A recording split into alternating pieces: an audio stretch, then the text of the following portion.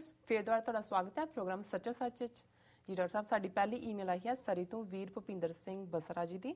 इन्हां नूं प्रोग्राम सच्चो सच बहुत चंगा लगदा है अते इह इस नूं बड़ी लगातारता नाल वेखदे हन। इन्हां ने बीते सनिचरवार यानी कि 19 अप्रैल नूं सरी विच होए नगर कीर्तन दा वेरवे नाल जिक्र कीता है। इन्हां दा कहना है कि इस नगर कीर्तन विच सरकारी अंदाजे अनुसार 2.5 लाख के करीब लोग शामिल होए। शायद ये भाड़ तो बाहर होने तक होए सिखां दे किसी भी इकट्ठ तो वड्डा इकट्ठ सी। खास गल ये सी कि नगर कीर्तन के शुरू तो लैके अंत तक खालिस्तान दीआं गूंजां ही सन। मेरा सवाल है कि जड़े भारत पक्षी लोग जां मीडिया ये दावे करदा नहीं थकदा कि सिख हुण खालिस्तान नहीं चाहते, उन्हां नूं ये सब नज़र नहीं आउंदा। वो अन्ने हन जां पुज के बेईमान हन। इस नगर कीर्तन विच नौजवान सिख बच्चे बच्चियां दे सिੱਖੀ ਸਰੂਪ ਅਤੇ ਪੰਥਕ ਪਿਆਰ ਦੇ ਨਜ਼ਾਰੇ ਦਿਲਾਂ ਨੂੰ ਧੂ ਪਾਉਣ ਵਾਲੇ ਸਨ। ਮਨ ਵਿੱਚ ਇੱਕ ਹੀ ਜਜ਼ਬਾ ਬਾਰ-ਬਾਰ ਉਛਾਲੇ ਖਾ ਰਿਹਾ ਸੀ ਕਿ ਇਸ ਕੌਮ ਨੂੰ ਕੌਣ ਮਾਰ ਸਕਦਾ ਹੈ। ਟੀਵੀ 84 ਦੀ ਸਾਰੀ ਟੀਮ ਦਾ ਮਹਾਨ ਸੇਵਾ ਕਰਨ ਲਈ ਬਹੁਤ-ਬਹੁਤ ਸ਼ੁਕਰਗੁਜ਼ਾਰ ਹਾਂ। ਖਾਲਿਸਤਾਨ ਜਿੰਦਾਬਾਦ ਜੀ। ਡਾਕਟਰ ਸਾਹਿਬ ਵੀਰ ਭੁਪਿੰਦਰ ਸਿੰਘ ਬਸਰਾ ਜੀ ਦਾ ਬਹੁਤ-ਬਹੁਤ ਧੰਨਵਾਦ। ਉਹਨਾਂ ਨੇ ਸਾਨੂੰ ਲਿਖਿਆ ਜੀ। ਹੋਰ ਵੀ ਸੋਰਸਿਸ ਤੋਂ ਸਾਡੇ ਤੱਕ ਸਰੀ ਦੇ ਨਗਰ ਕੀਰਤਨ ਦੀ ਰਿਪੋਰਟ ਪਹੁੰਚੀ ਹੈ ਜੀ।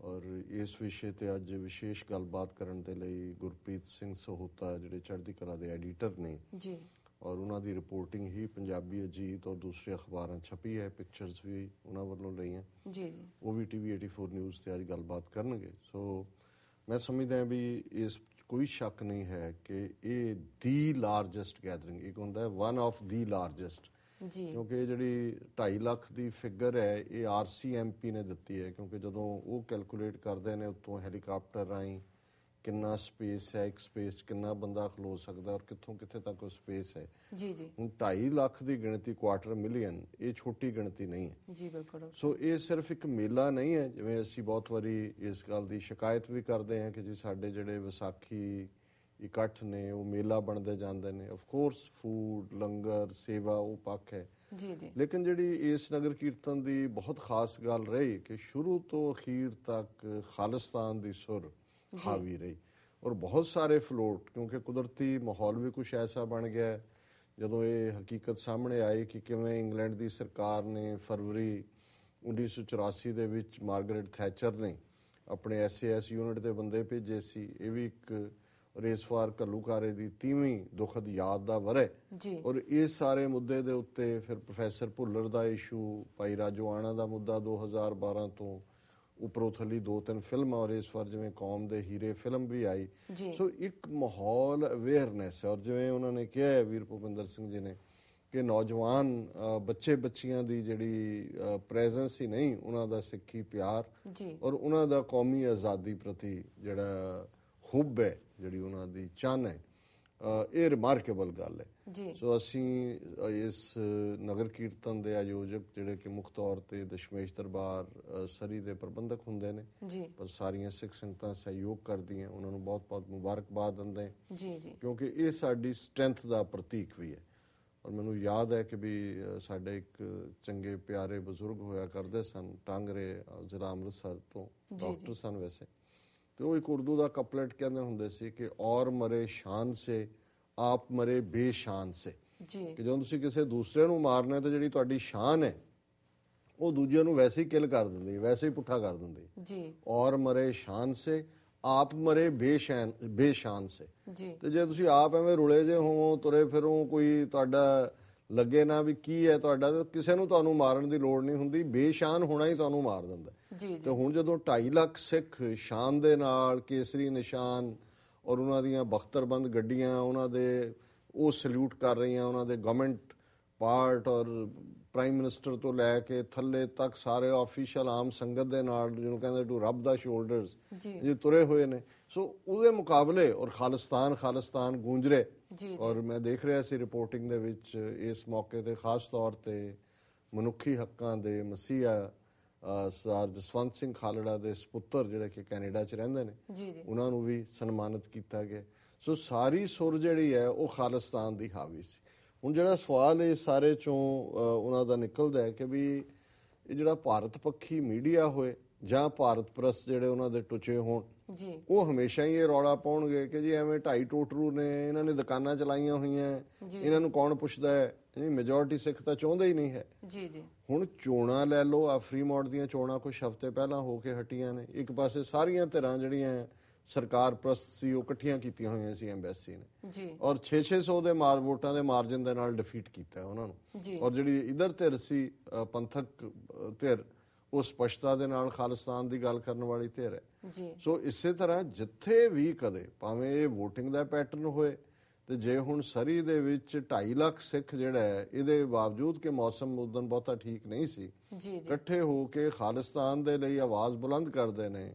ਔਰ ਇੱਕ ਜ਼ਮਾਨਾ ਸੀ ਅੱਜ ਤੋਂ ਕੁਝ ਸਾਲ ਪਹਿਲਾਂ ਉੱਥੇ ਕਿਮ ਬੋਲਨ ਵੈਨਕੂਵਰ ਸੰਦ ਇੱਕ ਵਿਕੀ ਹੋਈ ਪੱਤਰਕਾਰ ਜਿਹੜੀ ਹੈ ਭਾਰਤੀ ਪ੍ਰਭਾਵ ਵਾਲੀ, ਜੀ ਉਹਨੇ ਬੜਾ ਵਾਵੇਲਾ ਚੱਕਿਆ ਸੀ। ਇੱਕ ਦੋ ਵਾਰੀ ਆਫੀਸ਼ੀਅਲਸ ਨੂੰ ਹਟਾ ਵੀ ਦਿੱਤਾ ਸੀ ਕਿ ਜੀ ਇੰਡੀਅਨ ਗਵਰਨਮੈਂਟ ਨੇ ਆਫੀਸ਼ੀਅਲ ਪ੍ਰੋਟੈਸਟ ਵੀ ਕੈਨੇਡਾ ਨੂੰ ਕੀਤਾ ਸੀ, ਕਿਉਂਕਿ ਇਹ ਸਰੀ ਦਾ ਨਗਰ ਕੀਰਤਨ ਨੂੰ ਬੜੇ ਸਾਲਾਂ ਤੋਂ ਰੜਕਦਾ ਸੀ। ਔਰ ਪ੍ਰੋਟੈਸਟ ਸੀ ਕਿ ਜੀ ਨਗਰ ਕੀਰਤਨ 'ਚ ਭਿੰਡਰਾਣਿਆਂ ਦੀ ਫੋਟੋ ਹੁੰਦੀ ਹੈ, ਬਾਕੀ ਜੁਝਾਰੂਆਂ ਦੀ ਹੁੰਦੀ ਹੈ, ਇਹ ਤਾਂ ਵਾਇਲੈਂਸ ਫੈਲਾਉਂਦੇ ਨੇ, ਤੁਸੀਂ ਵਾਇਲੈਂਸ ਵਾਲੇ ਮਾਹੌਲ 'ਚ ਕਿਵੇਂ ਜਾਂਦੇ ਹੋ।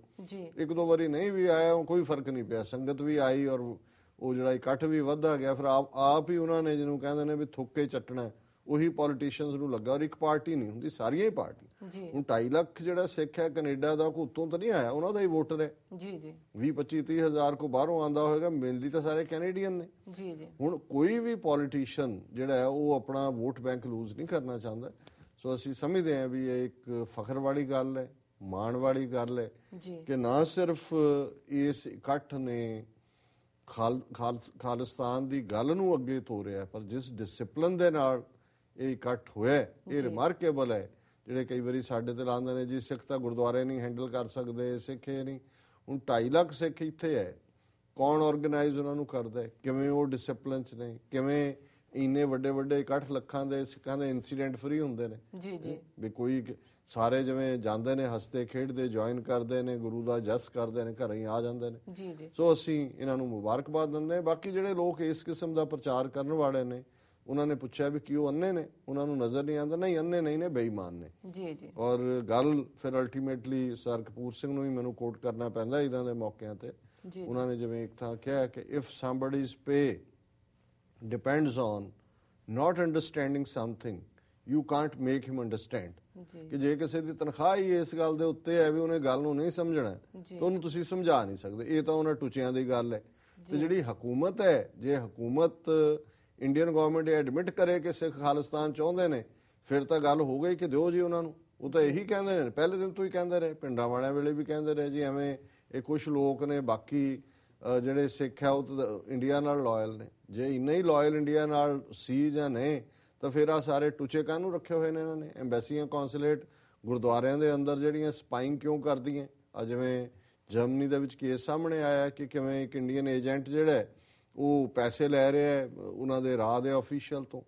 ਸੋ ਇਹ ਨੈਟਵਰਕ ਹੀ ਇਸ ਲਈ, ਔਰ ਇਸ ਵੇਲੇ ਉਹਨਾਂ ਦਾ ਜ਼ੋਰ ਇਸ ਗੱਲ ਤੇ ਲੱਗਾ। ਔਰ ਮੈਂ ਜਦੋਂ ਇਸ ਕਿਸਮ ਦੀ ਕੋਈ ਬਹੁਤ ਚੜ੍ਹਦੀ ਕਲਾ ਵਾਲੀਆਂ ਘਟਨਾਵਾਂ ਵਨ ਆਫਟਰ ਦਾ ਅਦਰ ਵਾਪਰਦੀਆਂ, ਤੇ ਮੈਂ ਸਗੋਂ ਇਹ ਕੌਸ਼ਨ ਦਿੰਦਾ ਇਸ ਗੱਲ ਦੇ ਲਈ, ਜਿਹੜਾ ਸਾਵਧਾਨ ਕਰਦਾ ਕਿ ਖਬਰਦਾਰ ਹੋ ਕਿ ਜਦੋਂ ਇਦਾਂ ਦੀ ਕੋਈ ਪਬਲਿਸਿਟੀ ਵਾਲੀ ਹਾਂ ਪੱਕੀ ਗੱਲ ਨਿਕਲੇਗੀ, ਇਹ ਏਜੰਟ ਜਿਹੜੇ ਨੇ ਇੰਡੀਅਨ ਸਿਸਟਮ ਦੇ, ਇਹ ਕੌਂਸੂਲੇਟਾਂ, ਐਮਬੈਸੀਆਂ ਵਾਲੇ, ਇਹ ਕੋਈ ਨਾ ਕੋਈ ਸ਼ਰਾਰਤ ਕਰਨਗੇ ਤਾਂ ਕਿ ਸਿੱਖਾਂ ਨੂੰ ਬਦਨਾਮੀ ਦਿੱਤੀ ਜਾ ਸਕੇ ਔਰ ਖਾਲਿਸਤਾਨ ਦੀ ਲਹਿਰ ਨੂੰ ਕਮਜ਼ੋਰ ਕੀਤਾ ਜਾ ਸਕੇ।